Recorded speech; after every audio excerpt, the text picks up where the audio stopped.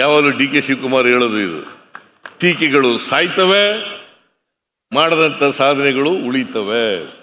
ಅದರಿಂದ ನಮ್ಮದು ಅದೆಲ್ಲ ಉದ್ದೇಶ, ಈ ನಾಡಿನ ಜನರಿಗೆ ನೀರು ಕೊಡಬೇಕು, ಕುಡಿಯ ನೀರು ಕೊಡಬೇಕು ಅಂತಕ್ಕಂಥದ್ದು ನಮ್ಮ ಉದ್ದೇಶ. ಅಂತಂದ್ರೆ ಈ ಟೀಕೆ ಟಿಪ್ಪಣಿಗಳು ಬಹಳ ಬಯಸ್ಕೊಂಡಿದೀವಿ. ಎಂ ಬಿ ಪಾಟೀಲು, ನಾನು, ಮೊಯ್ಲಿ ಅವರು ಎಲ್ಲ ಬಯಸ್ಕೊಂಡಿದೀವಿ. ಡಿ ಕೆ ಶಿವಕುಮಾರ್ ಎಲ್ಲ ಬಯಸ್ಕೊಂಡು ಈಗ ಅವ್ರ ಕಾಲದಲ್ಲಿ ಏನೂ ಮಾಡಲಿಲ್ಲ. ಅವ್ರಿಂಥ ಪ್ರಾಜೆಕ್ಟ್ ಅನ್ನ ಮಾಡಲಿಕ್ಕೆ ಮನಸ್ಸೂ ಮಾಡಲ್ಲ. 4 ವರ್ಷ 5 ವರ್ಷಗಳ ಕಾಲ ಏನೂ ಖರ್ಚು ಮಾಡಲಿಲ್ಲ. ಅಂದರೆ ಇಷ್ಟೊತ್ತಿಗೆ ಮುಗಿದೋಗಿರ್ತಿತ್ತು ಯೋಜನೆ. ನಾವು ಇಷ್ಟು ಮಾತ್ರ ಹೇಳಲಿಕ್ಕೆ ಬಯಸ್ತೇನೆ, ಈ ಎತ್ತಿನ ಏಳು ಯೋಜನೆಯನ್ನ ಸಂಪೂರ್ಣ ಮಾಡಿ ನಾವು ಯಾವ ಉದ್ದೇಶಿತ ಹಳ್ಳಿಗಳಿಗೆ ಕುಡಿಯ ನೀರು ಕೊಡ್ತೀವಿ, ಯಾವ ಜಿಲ್ಲೆಗಳಿಗೆ ಕೊಡ್ತೀವಿ, ಯಾವ ಕೆರೆಗಳಿಗೆ ನೀರು ತುಂಬಿಸ್ತೀವಿ ಅಂತ ಹೇಳಿದ್ದು ಅವೆಲ್ಲವನ್ನು ಕೂಡ ಮಾಡೇ ತೀರ್ತೀವಿ, ಅದು ಸಾಧ್ಯ ಅಂತಕ್ಕಂಥ ಮಾತುಗಳನ್ನ ಹೇಳಲಿಕ್ಕೆ ಬಯಸ್ತಾ ಇದ್ದೇನೆ. ಅದರಿಂದ ಯಾರು ಟೀಕೆ ಮಾಡ್ತಾರೆ, ನಮ್ಮ ಡಿ ಕೆ ಶಿವಕುಮಾರ್ ಒಂದು ಮಾತು ಹೇಳ್ತಾ ಇರ್ತಾರೆ, ಟೀಕೆಗಳು ಸಾಯ್ತವೆ, ಮಾಡಿದ ಕೆಲಸಗಳು ಉಳಿತವೆ. ಯಾವಾಗಲೂ ಡಿ ಕೆ ಶಿವಕುಮಾರ್ ಹೇಳೋದು ಇದು, ಟೀಕೆಗಳು ಸಾಯ್ತವೆ, ಮಾಡದಂತ ಸಾಧನೆಗಳು ಉಳಿತವೆ.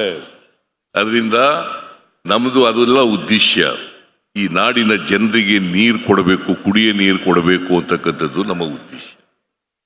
ನಾವು ಮಾಡಿರ್ತಕ್ಕಂಥ ಅನೇಕ ಕಾರ್ಯಕ್ರಮಗಳಿದಾವಲ್ಲ, ಈ ನಾಡಿನ ಬಡವರು, ಈ ನಾಡಿನ ರೈತರು, ಈ ನಾಡಿನ ದಲಿತರು, ಈ ನಾಡಿನ ಹಿಂದುಳಿದವರು, ಈ ನಾಡಿನ ಅಲ್ಪಸಂಖ್ಯಾತರು, ಅವ್ರು ಯಾರು ಕೂಡ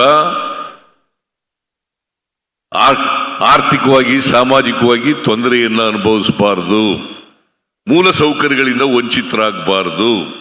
ಅದನ್ನ ಮಾಡ್ತಕ್ಕಂಥ ಕೆಲಸವನ್ನ ನಾವು ಮಾಡೇ ತೀರ್ತೀವಿ, ಇದು ನಮ್ಮ ಬದ್ಧತೆ ಅಂತಕ್ಕಂಥ ಮಾತುಗಳನ್ನ ಈ ಸಂದರ್ಭದಲ್ಲಿ ಹೇಳಲಿಕ್ಕೆ ಬಯಸ್ತಾ ಇದ್ದೇನೆ. ಅದರಿಂದ ಸಮಯ ಆಗಿರೋದ್ರಿಂದ ನಾನು ಹೆಚ್ಚು ಮಾತಾಡ್ಲಿಕ್ಕೆ ಹೋಗಲ್ಲ, ರಾಜಕೀಯನೂ ಕೂಡ ಜಾಸ್ತಿ ಮಾತಾಡಕ್ಕೆ ಹೋಗಲ್ಲ. ಇಷ್ಟು ಮಾತ್ರ ಹೇಳ್ತೇನೆ,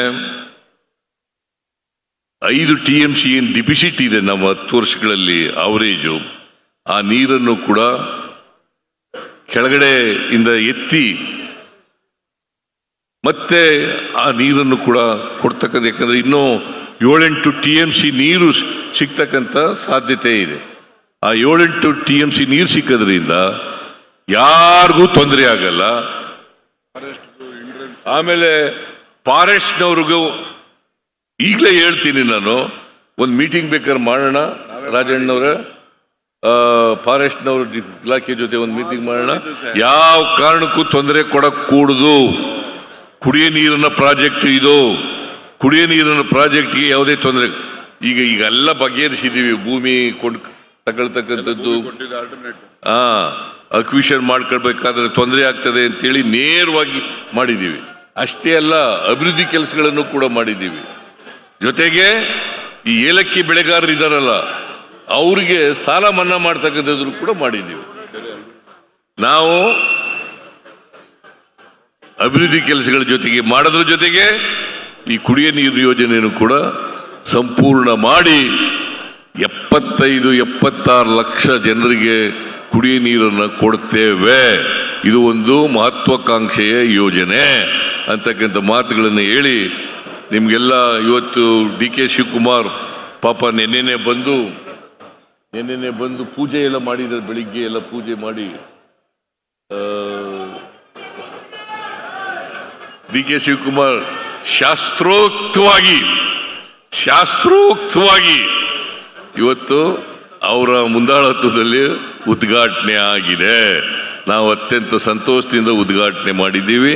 ನಿಮ್ಮೆಲ್ಲರಿಗೂ ನಮಸ್ಕಾರ. ಜೈ ಹಿಂದ್, ಜೈ ಕರ್ನಾಟಕ.